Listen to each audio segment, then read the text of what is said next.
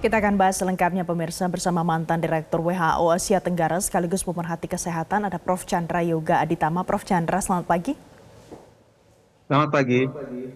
Prof. Chandra, yang terdata saja angka kasus cacar monyet ini terus bertambah ternyata sejak 2023. Per 20 Agustus di Indonesia ada 88 kasus, Prof. Apa yang harus diwaspadai masyarakat? Ya, sebelum sampai situ saya mau komentar sedikit tentang nama ya. Jadi dari tadi saya dengar disebut cacar monyet dan bahkan masih disebut monkeypox. Jadi memang tadinya namanya monkeypox, makanya kita terjemahkan sebagai cacar monyet. Tapi kemudian di dunia, karena ini tidak semata-mata ditularkan oleh monyet, ada yang ditularkan oleh tupai, banyak penularan antar manusia, sehingga nama di dunia itu sudah bukan monkeypox lagi seperti ditulis di judul ini, tapi mpox. Itu untuk mengubah persepsi bahwa ini hanya semata-mata dari monyet. Jadi di dunia namanya mpox. Kalau buat Indonesia masih, ya itu kan tulisannya mpox begitu. Cacar monyet mungkin ada baiknya untuk diganti supaya tidak semata-mata monyet. Itu poin pertama.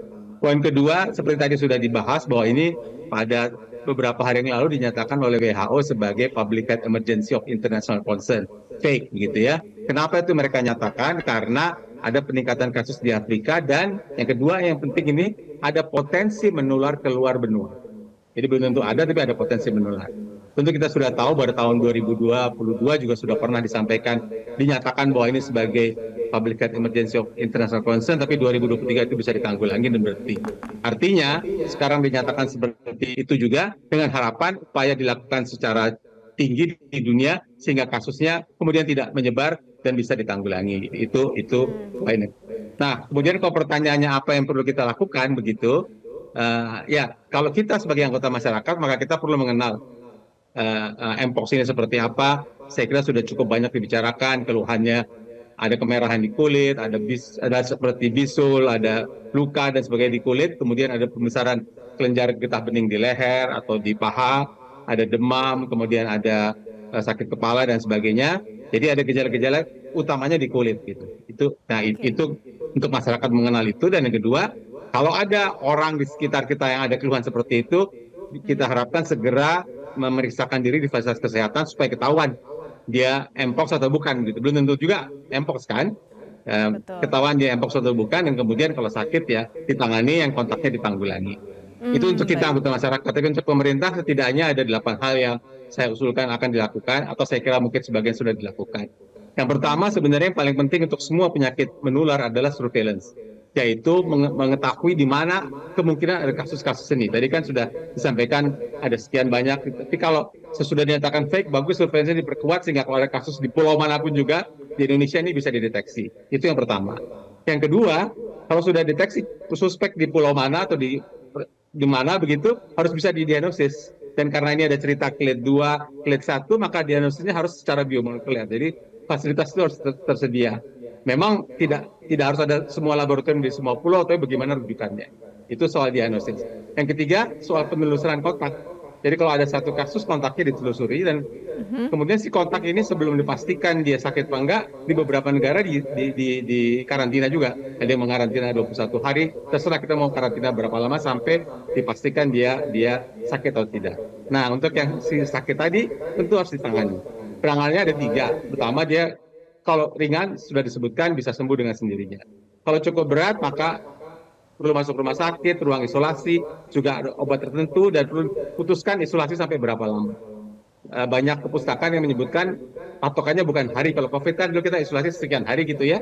Ini patokannya bukan hari tapi sampai kulitnya, luka di kulitnya itu sembuh dan timbul kulit baru gitu.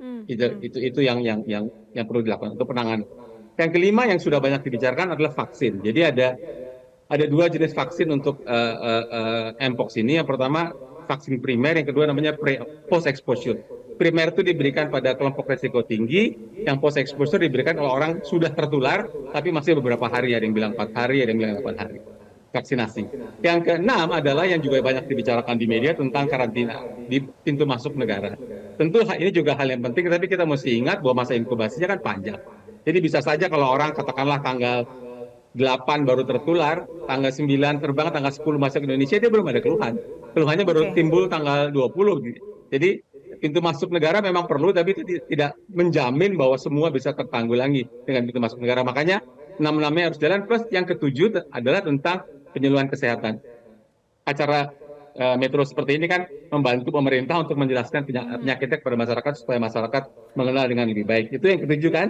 Dan yang kedelapan, karena ini Terakhir. public health emergency of international concern, memang harus ada kerjasama internasional untuk menanggulanginya. Tentu yang mudah adalah WHO, Baik. tapi mumpung saya ada kesempatan ini, saya ingin mengusulkan, saya sudah lama mengusulkan kalau bisa sehubungan dengan Mpox ini di Afrika ini kan gambarnya sedang gambar benua Afrika. Ada badan yang namanya African CDC. Mereka yang menganalisa di Afrika begini, sudah kena berapa negara gitu. Saya sudah lama Baik. mengusulkan kalau bisa ada ASEAN CDC. Sehingga kalau ada penularan penyakit seperti ini bisa dikendalikan oleh ASEAN CDC ini juga. Jadi itu yang perlu dilakukan pemerintah ya, Prof ya? Untuk ASEAN CDC juga ada. Sudah ada ACFED, tapi saya belum pernah dengar tentang ASEAN CDC. Oke, Silakan. Prof, mungkin yang menjadi membuat masyarakat penasaran juga adalah ini seberapa berbahaya, seberapa cepat penularannya, Prof? Seperti sudah disampaikan juga di Metro TV di gambar sebelah kanan ini, memang penularan saat ini cukup besar dengan hubungan seksual. Tapi kontak langsung itu memang sumber penularannya ada kontak langsung dari orang satu ke orang lain. Jadi berbeda dengan COVID lewat udara, ini harus ada kontak antar kulit dengan kulit. Nah, sebagian besar kasus memang kontak itu terjadi pada saat hubungan seksual, tapi kemungkinan lain ada walaupun memang kecil. Saya baru baca jurnal jurnal ilmiah yang menyebutkan penelitian di Amerika Serikat. Jadi dia ada orang Mpox pergi dari satu rumah, kemudian rumahnya tuh kan ada barang yang ditinggal, ada spray, meja segala macam, itu dari 30 barang sampel di rumah itu diperiksa, 21 itu positif PCR. Walaupun memang nggak ada yang tumbuh. Jadi memang kemungkinan yang paling besar penularan adalah lewat hubungan seksual begitu, tapi kemungkinan yang lain walaupun sangat kecil itu ada. Jadi kita tetap harus waspada. Karena itu kalau ada orang Mpox memang jangan ada kontak dengan orang lain, kita segera suruh dia ke fasilitas kesehatan untuk didiagnosis. Itu yang penting. Oke, seberapa berbahaya, Prof? Tingkat kematiannya bagaimana, Prof? Ya, seperti sudah ditulis juga, saya lihat di sini, tingkat kematian beberapa laporan mengatakan di bawah 1%, yang paling tinggi mengatakan sekitar 3%. Tapi sebagian besar kasusnya ringan, gitu ya, sebagian besar kasusnya ringan. Cuma seperti pembicaraan kita offline tadi, saya ingin sampaikan bahwa memang ini public health emergency of international concern, dan orang kemudian menghubungkan dengan COVID. Sejauh ini sih kita bisa berharap bahwa Mpox ini sesudah dinyatakan sebagai public health emergency of international concern, dunia bisa mengendalikannya. Jadi tidak sampai menjadi pandemi seperti COVID dan influenza H1N1 tahun 2009. Baik, terima kasih Prof. Mudah-mudahan ini informasi bisa menjadi tambahan wawasan untuk masyarakat lebih waspada dan hati-hati seputar Mpox ini. Terima kasih Profesor Chandra Yoga Aditama, pemerhati kesehatan sudah bergabung bersama kami pagi hari ini di Selamat Pagi Indonesia. Jelajahi cara baru mendapatkan informasi. Download Metro TV Extend sekarang.